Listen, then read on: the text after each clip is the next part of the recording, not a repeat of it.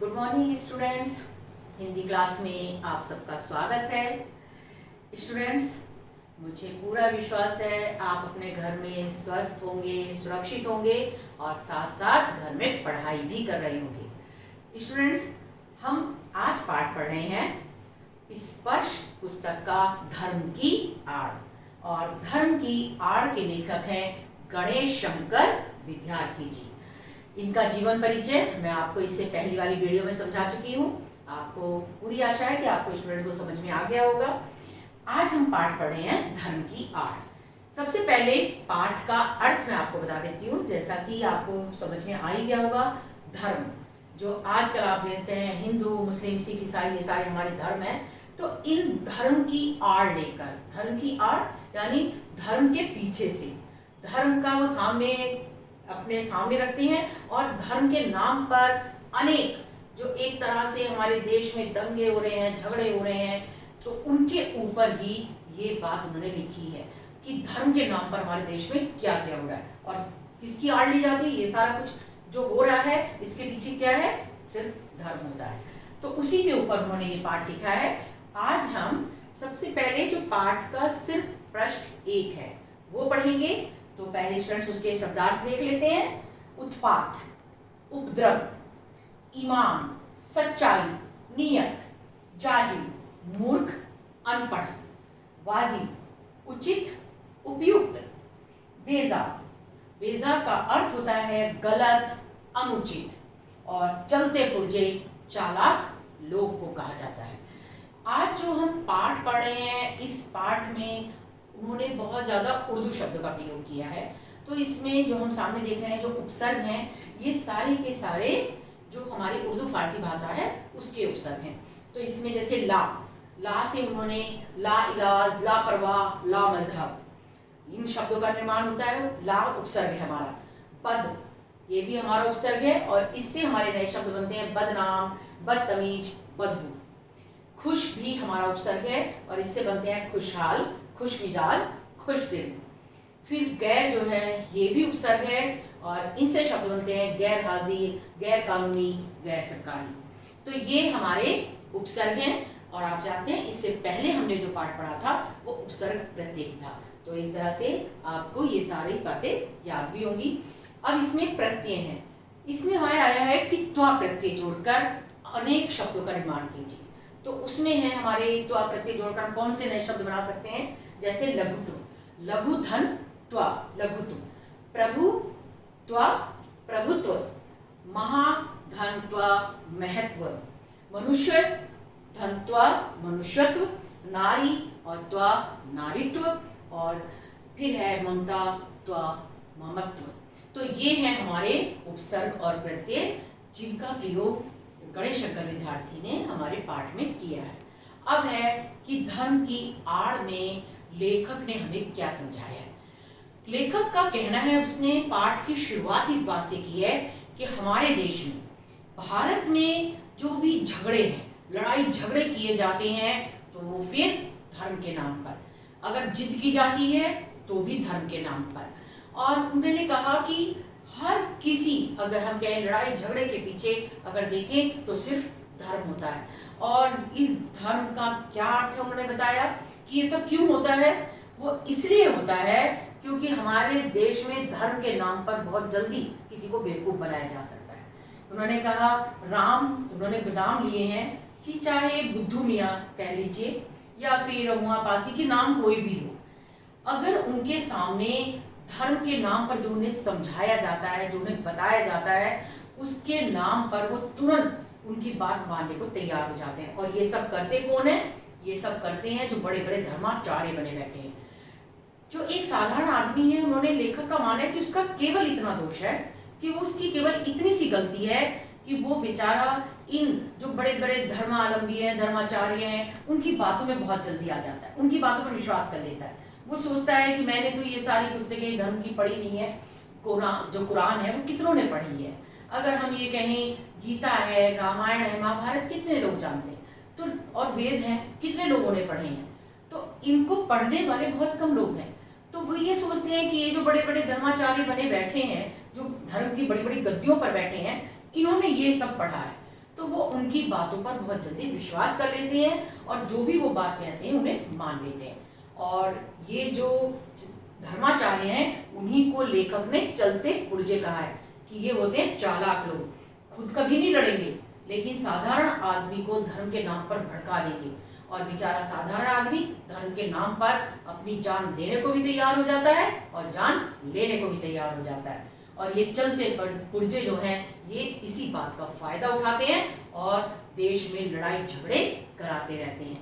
उन्होंने कहा कि आज अगर हम देखें, ये सच्चाई आप स्टूडेंट जानते ही हैं, कभी भी आपने किसी बड़े धर्माचार्य को या किसी बड़े नेता को कभी भी धर्म के नाम पर लड़ाई झगड़े करते देखा है कि वो सड़क पे उतरा और झगड़े करने लगा? वो कभी नहीं करते। वो केवल आम जनता को भड़काते हैं अपने नारों से, अपनी बातों से, अपने विचारों से, और जो आम जनता है वो उनकी बातों में बहुत जल्दी फंस जाती है और झगड़ा करने के लिए तैयार हो जाती है।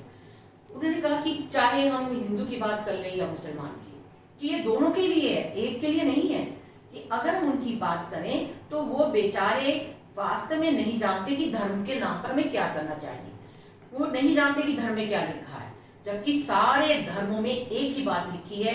चाहे हम कुरान पढ़ लें, चाहे हम बाइबल पढ़ लें, चाहे हम रामायण वेद पढ़ लें, और चाहे हम गुरु ग्रंथ साहिब, उनमें सब में एक ही बात लिखी हुई है कि कभी भी किसी भी असहाय को मत सताओ, हर प्राणी से प्रेम करो। लेकिन अगर आप कहें कि जो बड़े बड़े धर्माधिकारी हैं वो इस बात को कभी नहीं बताते, वो इसको तोड़ मरोड़ कर जनता के सामने पेश करते हैं।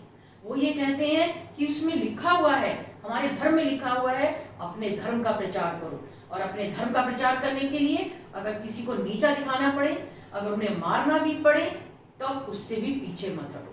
आप जानते हैं हमारे देश में इस समय कितने सारे आतंकवादी हमला करते रहते हैं, और वो कितनी कम कम उम्र के भी होते हैं। कितनी बार उनको पकड़ा भी गया है, और उनसे जब पूछा गया कि आप ये सब क्यों करते हैं धर्म के नाम पर, कि आप एक तरह से लोगों को क्यों मार रहे हैं, तो उन्होंने सिर्फ यही कहा कि हमें नहीं पता अच्छा बुरा क्या है। बस जो उन्होंने बताया कि जो भी उनके सरपरोश है, जो भी उनसे ऊपर पद पर बैठे हैं, कि उन्होंने हमसे ये कहा अगर तुम ऐसा करोगे तो सीधा स्वर्ग की प्राप्ति होगी, कि सीधा खुदा तुमसे खुश हो जाएगा और तुम्हें वहां बुलाएगा। तो और साथ में उन्होंने कहा कि अगर तुम मर भी जाते हो तुम कामयाब होगे, बहुत अच्छी बात है।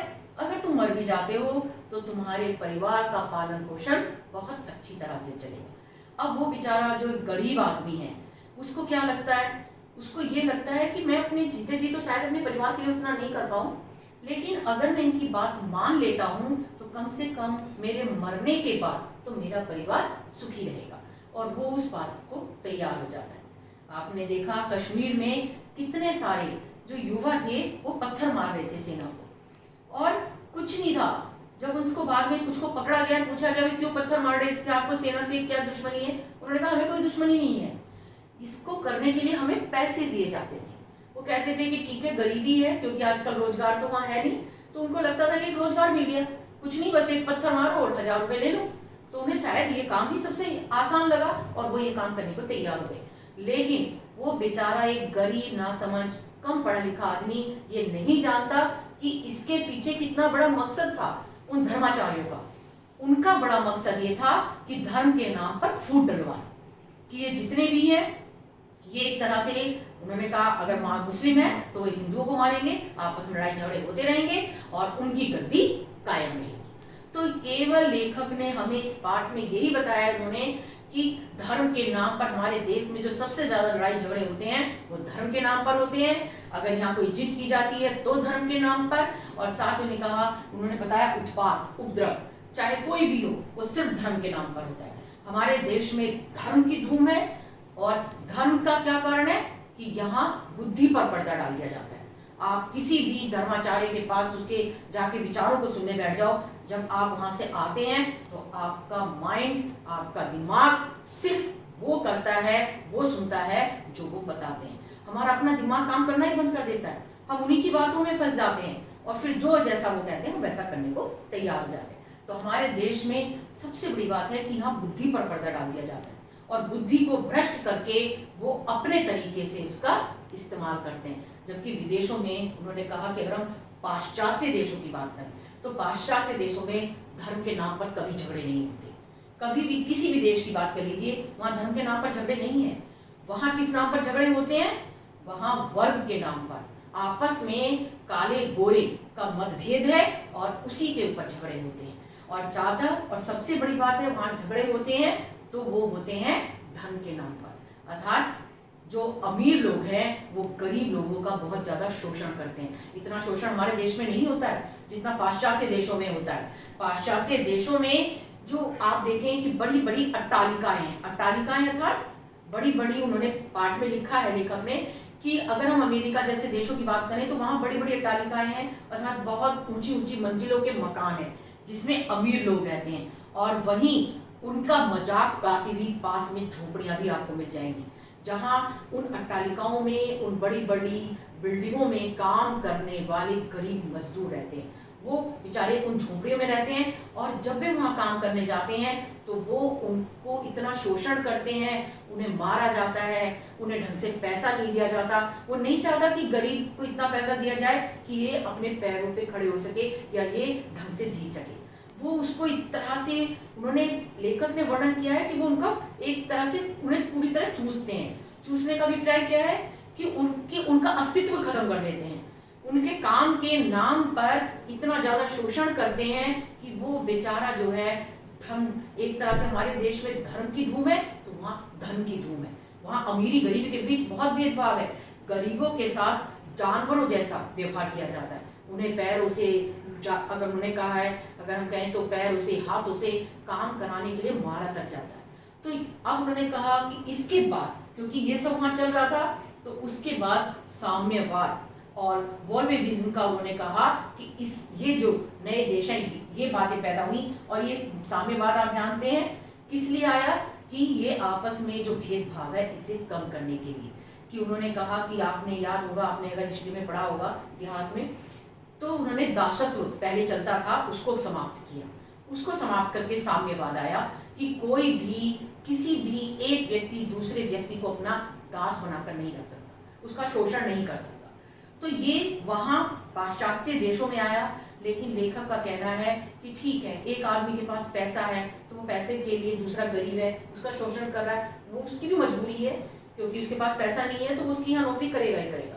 लेकिन हमारे देश में जो ये धर्म के नाम पर जो एक तरह से बुद्धि पर पर्दा डाला जा रहा है, ये उससे ज्यादा खतरनाक है। ऐसा नहीं होना चाहिए।